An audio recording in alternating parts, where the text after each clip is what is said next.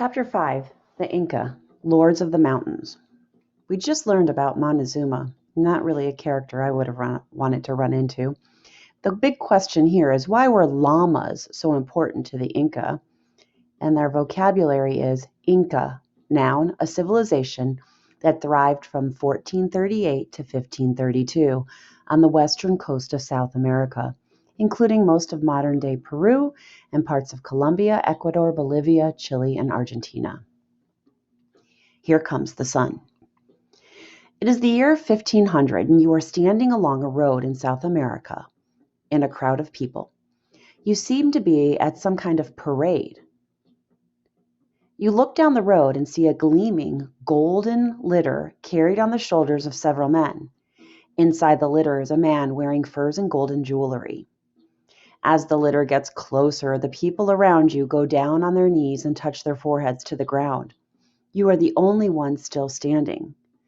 Suddenly, you notice several people yelling at you. An angry soldier is running at you with a raised club. You begin to run. With a start, you wake up and realize that you were just having a dream. It's a good thing that you woke up. The people in your dream were bowing because the Sapa Inca, the king of the Inca people, was approaching.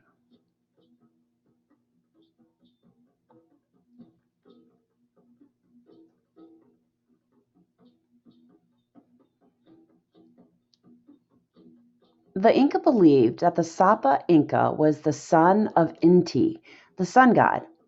No one was allowed to look at this powerful king, and you were staring right at him. If you had not woken up, your dream would have had a terrifying ending.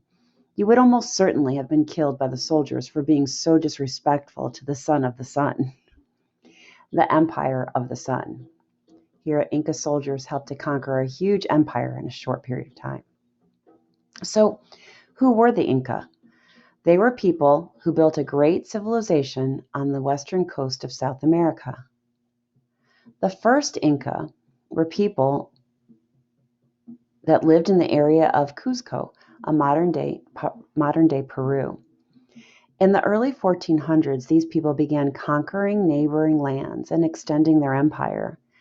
By the time that the Spanish conquistadors arrived in the 1530s, the Inca Empire was the largest in the Americas, even larger than the Aztec Empire had been. This is a big word, conquistador. It's the Spanish word for conqueror.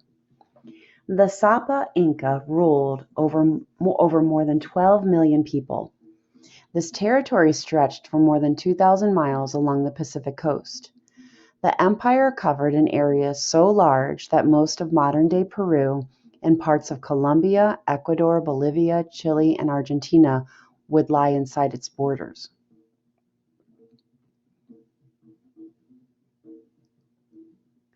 This is a region of great geographical diversity.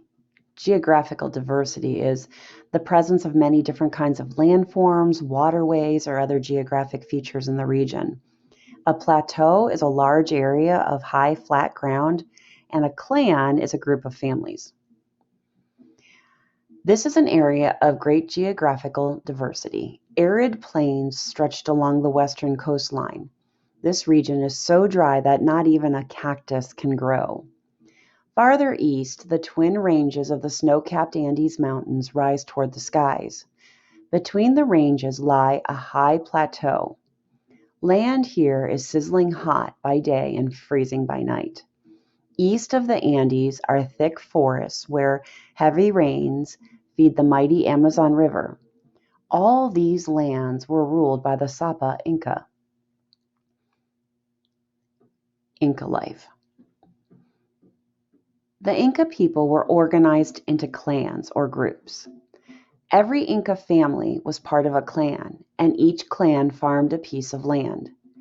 Families lived in windowless, one-room stone huts with thatched roofs. Home, sweet home. It probably didn't smell so sweet, since families sometimes burned dried animal waste as fuel. Parents and children slept together on animal skins spread on the bare floor. A few wall pegs were the only furnishings.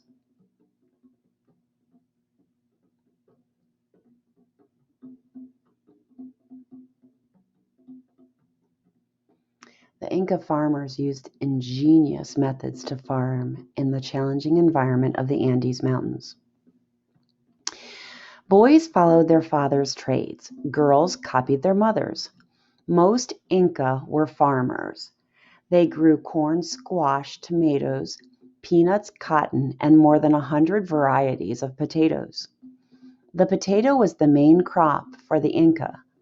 They grew well even at high altitudes on the slopes of the Andes Mountains. Inca farmers also raised livestock. This included guinea pigs, alpacas, and llamas. The guinea pigs were raised for food. The alpacas were a source of wool, and the Inca used llamas for all sorts of things, but especially as pack animals. Here it says alpaca is a South American mammal valued for its long woolly coat, and the llama is a South American mammal valued for its endurance and for its woolly coat and meat. The llama is truly an amazing animal. It is a smaller cousin of the camel. A llama stands about 4 feet high at the shoulder and weighs about 250 pounds. Like its camel cousin, the llama has great strength and endurance. Llamas can carry loads up to 125 pounds for 15 to 20 miles a day. They will eat just about anything and can go long periods without drinking.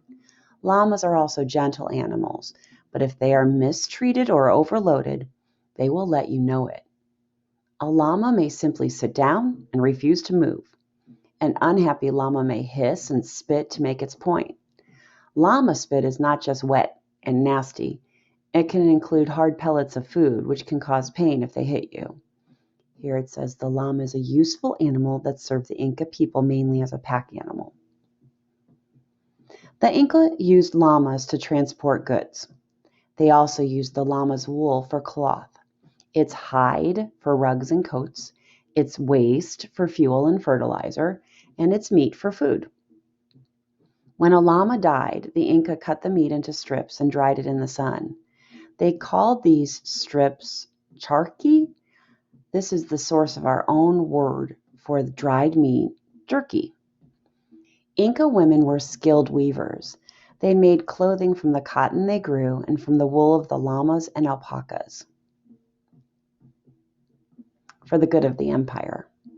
It says here the Inca used cotton and wool for llamas and alpacas for their clothing, and the Inca families worked for themselves. In addition, they were required to spend part of their time working for the Sapa Inca and the empire. Farmers raised crops for themselves and also for the empire. Inca men also had to donate time by working on construction projects, building roads, or serving in the military. The Inca people understood that their labor was necessary to maintain the empire and to help protect them and their families. As a result, they worked willingly. The Sapa Inca and the priests used only a small part of the goods produced. The rest were stored in warehouses and given to those who were too old or too sick to work. When crops failed and times were hard, food and goods were given to the working people too. This system ensured that no one went hungry. Every Inca subject was required to spend part of his or her time working for the emperor. The rule of the Sapa Inca was absolute. Many government officials traveled throughout the empire to make sure his laws were obeyed.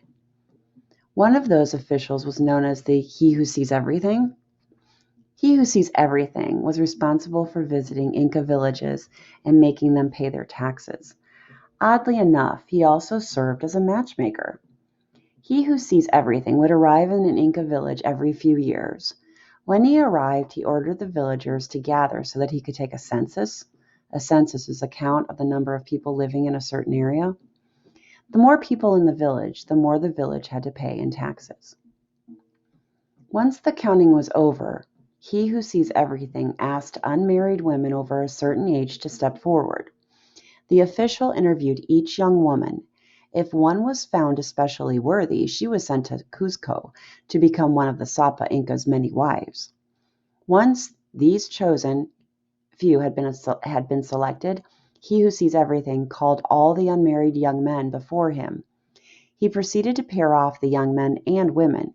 He could make dozens of marriages on the spot. No questions were asked. After all, he who sees everything was a servant of the Sapa Inca. The marriages he was arranging were for the good of the empire.